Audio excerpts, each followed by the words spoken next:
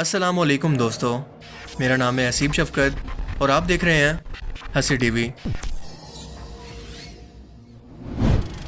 سعودی عربیہ کی تاریخ کے اندر پہلی بار سعودی ماڈل کی مس یونیورس جیسے ولگر ایونٹ کے اندر شمولیت کے اعلان کی خبریں ابھی پرانی نہیں ہوئی تھی کہ مدینہ کے اندر مسجد نبوی کے بالکل پاس سے ایک انتہائی افسوسناک ویڈیو سوشل میڈیا پر وائرل ہو رہی ہے، جسے دیکھ کر پہلے تو آپ کو اپنی آنکھوں پر یقین نہیں آئے گا، پر یہ حقیقت ہے، کیونکہ اس ویڈیو میں دیکھا جا سکتا ہے کہ مسجد نبوی کے ایک دروازے کے بالکل سامنے موجود کلوتھنگ شاپ پر ڈسپلے کے اندر ایک منی اسکرٹ ڈریس اور دوسرا ولگر قسم کا نائٹ ڈریس ڈسپلے پر موجود ہے، اور کسی بھی گزرنے والے شخص کو اس پر کوئی اعتراض نہیں۔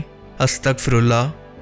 سعودی اتھارٹیز جس قدر ایکٹیو رہتی ہیں، یہ ممکن ہی نہیں ہے کہ ایسے ولگر قسم کے ڈریس کو اس جگہ پر ڈسپلے کیا جائے، ان کو بیچا جائے اور ان کو خبر تک نہ ہو۔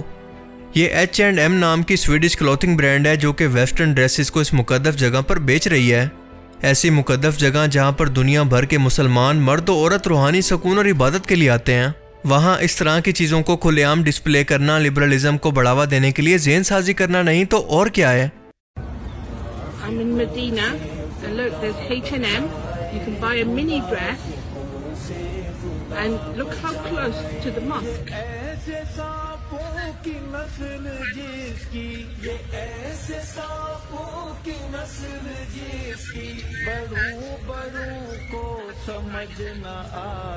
No, I don't like that at all. I should be writing to H&M. محمد بن سلمان سعودی عربیہ کو اور اسلام کو اس ویسٹرن معاشرے کے اندر انتہائی تیزی سے بدل رہا ہے، پر کیا آپ جانتے ہیں کہ وہ ایسا کیسے کر پا رہا ہے؟ حالانکہ اسلام وہ مذہب ہے جس کے اندر خلیفہ وقت یا بادشاہ سے بھی غلط کام یا پھر ایسے کام پر سوال کیا جا سکتا ہے جو کہ اسلامی شریعت کے خلاف ہو۔ آپ سب جانتے ہیں کہ محمد بن سلمان نے کیسے اپنے گھر والوں کو قید کر کے زبردستی حکومت حاصل کی ہے جو کہ اس کا حق نہیں تھا، پر سب سے اہم سوال یہ ہے کہ یہاں پر موجود عالم دین آخر اس سب پر خاموش کیوں ہیں؟ اس کا جواب ہے کہ سعودی عربیہ کے اندر ایک سلفی موومنٹ شروع کی گئی تھی جو کہ رسول اللہ صلی اللہ علیہ وآلہ وسلم کے صحابہ کی زندگی اور تعلیمات سے الگ ایک نئی ٹرم ہے۔ اصل سلفی الگ ہیں۔ سعودی سلف موومنٹ کے اندر ایک ٹرم استعمال ہوتی ہے مدخلزم۔ اس کے مطابق سعودی حکومت تمام لوکل مولانا اور عالم دین کو ڈائریکٹ یا پھر انڈائریکٹ فنڈ کرتی ہے، اور بدلے میں یہ لوگ ان تمام سعودی بدلاؤ اور محمد بن سلمان کی پالیسیوں کو عوام کے سامنے ڈیفینڈ کرتے ہیں اپنے فتوے دے کر۔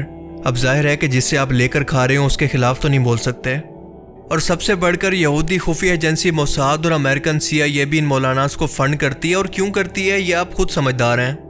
اسی لیے آپ دیکھ رہے ہیں کہ یہاں پر میوزیکل کنسرٹ، ڈانس کلب اور وہ سب کچھ ہو رہا ہے جس کی اسلام کے اندر اجازت نہیں، جبکہ دوسری طرف اسلامک آئیڈیالوجی کو اسکول کے سلیبس کے اندر سے کم کروا دیا گیا ہے۔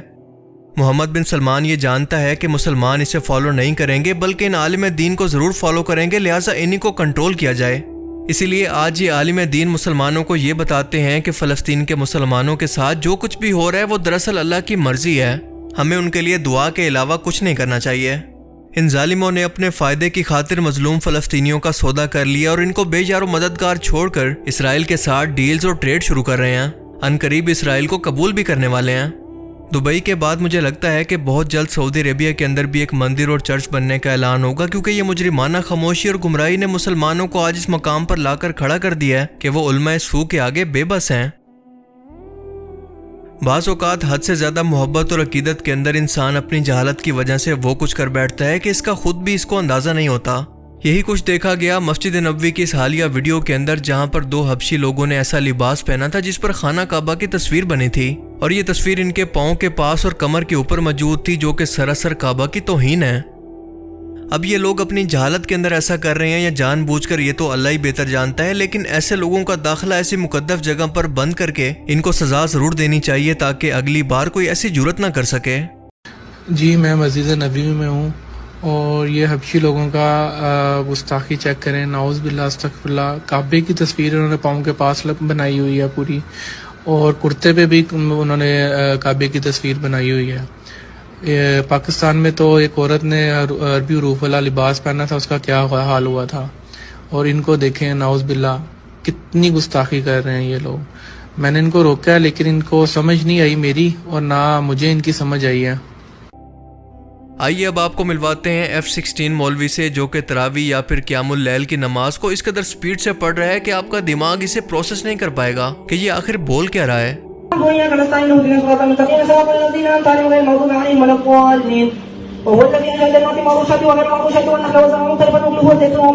کیا یہ حرکت اس قرآن اور اللہ کے حکم کی گستاخی نہیں ہے؟ کیونکہ وہ سورہ مزمل کے اندر واضح طور پر یہ فرماتا ہے کہ قرآن کو اچھی طرح سے ٹھہر ٹھہر کر پڑھا کرو۔ اس طرح کی نماز کے اندر انسان کا بھلا کیا دل لگتا ہوگا، بلکہ وہ تو اسے صرف ایک مشقت سمجھے گا۔ اس طرح کی عبادت سے کیا کسی شخص کا عبادت کے اندر دل لگ سکتا ہے، خاص طور پر جب اسے پتہ ہی نہ ہو کہ سامنے والا شخص آخر بول کیا رہا ہے۔ اس طرح سے نماز سے جان چھڑوانے کا یہ ٹرینڈ انڈیا، پاکستان، بنگلہ دیش کے اندر نہیں بلکہ پوری مسلم دنیا کے اندر آج ایک جیسا ہے۔ دیکھیں، قیام اللیل کی نماز نفل نماز ہے، کوئی فرض یا واجب نہیں ہے، اس لیے جتنی حیثیت اور طاقت ہو اتنا ہی پڑھیں، ورنہ قیامت کے دن ایسی نمازیں آپ کے کوئی کام نہیں آئیں گی جو کہ تراویح کو فراری کی سپیڈ سے پڑھی گئی ہوں۔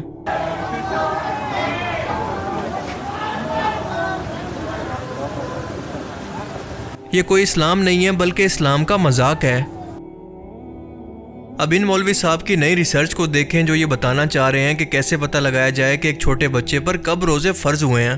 یہ اس کا نیا پتہ نہیں کون سا دیسی طریقہ ہے جس کا نہ کوئی دین سے تعلق ہے نہ شریعت سے۔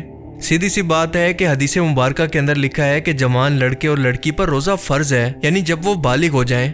لیکن اس طرح کے ذہنی بیمار لوگ اپنی ہی دنیا کے اندر رہتے ہیں، نئی نئی بدعات کو دین کے اندر شامل کرتے رہتے ہیں۔ ان کی وجہ سے دین کا تماشا بنتا ہے، غیر مسلم اسلام کا مذاق اڑاتے ہیں۔ امیجن کریں کہ یہ ویڈیو کوئی غیر مسلم دیکھ رہا ہو جو کہ اسلام کے بارے میں سٹڈی کرنا چاہتا ہو۔ بسم اللہ الرحمن الرحیم۔ دیسی طریقے سے یہ بتاتے ہیں کہ روزہ بچے پہ فرض کیسے ہوتا ہے۔ یہ دیسی طریقہ ہے، اس میں کوئی سا بھی دھاگا لے لیں، اس کو ڈبل کر لیں۔ اس سے یہ دھاگا ہے، اس کو آپ نے ڈبل کر دیا۔ ڈبل کرنے کے بعد جس بچے کا آپ نے دیکھنا ہے، بچہ ہو یا بچی، تو یہ کنفرم ہو جاتا ہے۔ یہ آپ نے وہ دھاگا جو ڈبل کیا ہوا تھا وہ سرا آپ پکڑیں گے اور اس کو یوں کر کے اس کی گردن کے بالکل ایگزیکٹلی جہاں پہ یہاں پہ آپ نے فٹ کرنا ہے، بالکل یہ برابر ہے۔ دیکھیں یہ یہاں تک آئے، پھر یہ جگہ جو نشان تھا وہ دانتوں میں پکڑوائیں، اور جو آپ نے ڈبل کیا تھا اگر اس پہ روزے فرض ہے تو یہ دھاگا اس پہ گزرے گا۔ یہ دیکھیں۔ ابے سالے، شروع میں مجھے لگا کہ شاید یہ کہے گا کہ دھاگا گلے کے اندر ڈال کر بچے کا گلا دبانا ہے، اگر وہ بچ گیا تو اس پر روزہ فرض ہے۔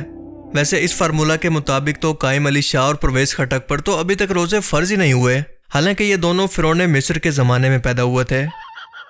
خیر، آپ ان ویڈیوز کے بارے میں کیا سوچتے ہیں؟ اپنی قیمتی رائے کا اظہار کمنٹ سیکشن میں ضرور کریں۔ اب میں ملوں گا آپ سے ایک ایسی ہی نئی انٹرسٹنگ ویڈیو میں، تب تک کے لیے اپنا بہت سا خیال رکھیے گا۔ Thanks for watching this video. اللہ حافظ۔